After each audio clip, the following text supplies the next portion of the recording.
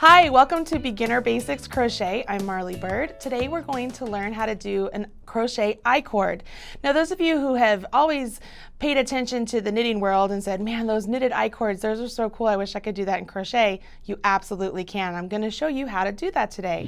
If we look down here at my hands, I have it as an example for you, and you can see here this is just a basic I-cord, and I have used a crochet hook to complete it. What's really neat, when you look at a crochet I-cord, you can tell, because it's a regular old I-cord. It looks like chain stitches right there, and if you were to turn it over, chain stitches right there. Turn it over one more time, chain stitches right there. That's exactly what it is. It's going to be connecting 3 chain stitches together all at the same time as we work from row to row, and that's how we get our I-cord. So let's go ahead and start doing that. I'm going to set that aside. Today I'm using Red Heart with Love and a 6mm crochet hook. I'm going to begin with a slip knot like I do most crochet patterns. If you need a refresher on how to do a slip knot, please check out the video on Beginner Basics Slip Knot right here on this channel. I have my slip knot on my hook and I'm going to create 3 chains. So I'm going to chain 1, 2, 3. Remember that the chain on my hook does not count as a stitch. I'm going to skip the first chain and I'm going to go into the second and I'm going to pull up a loop and I'm just going to leave it there. I'm going to go to the next chain, I'm going to go in, yarn over and pull up a loop, and I'm going to leave it there. That gives me my 3 stitches. Now at this point, typically you would finish things off if you were doing Tunisian crochet, but what we want to do is we want to take these 2 stitches off of our hook. And when we do that, we want to make sure we're grabbing onto them so they don't go anywhere. So it's kind of fiddly. I'm going to show you how to do this way first, and I'm going to show you an easier way. So I have a hold of these stitches so that they don't accidentally get pulled out. I'm yarning over my hook without turning my work or anything, and I'm pulling it through the crochet loop that was still left on the hook.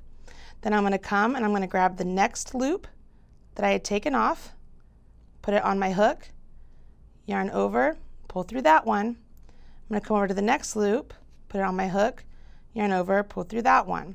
What this will do is eventually it pulls this yarn. I didn't pull it over together very tight, this first one. It pulls the yarn from this one all the way over here to this one, and it makes it an encapsulated tube. All right. So once again, we're not turning our work at all. We're going to take these 2 stitches off, and we do it again. So I take those off. Man, it's fiddly just holding on to them, right? Let me show you an easier way. I'm going to set this down and I'm going to grab a knitting cable needle.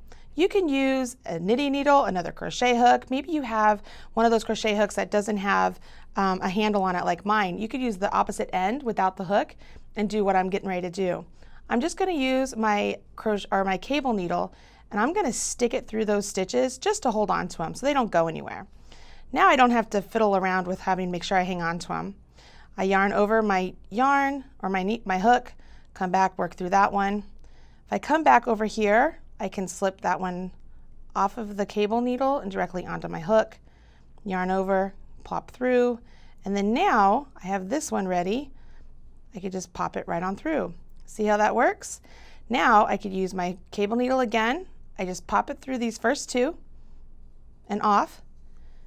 Yarn over my hook, come back, I'm back through the first one, yarn over my hook, pop it off the second one. And you'll notice these ones, I'm not even taking them off the needle to begin with.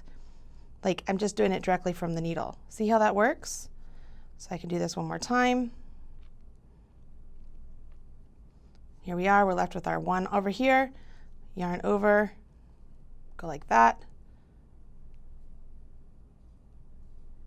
Get in there, yarn over, go like that. And the last one, yarn over and pull it through. At the very end, if this were the end of our, let's put that aside. If this were the end, I would yarn over, draw through all 3 loops that are left on my hook. I would finish it off with just a chain 1. Cut my yarn, leaving at least 4 to 6 inches, always. Pull through, give it a nice tug, and you have a crocheted I-cord.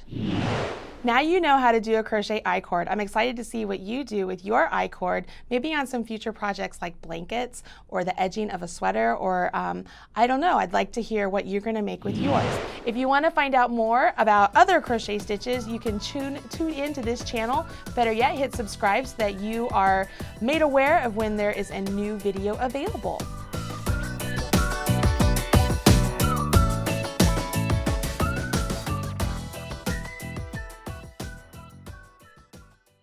To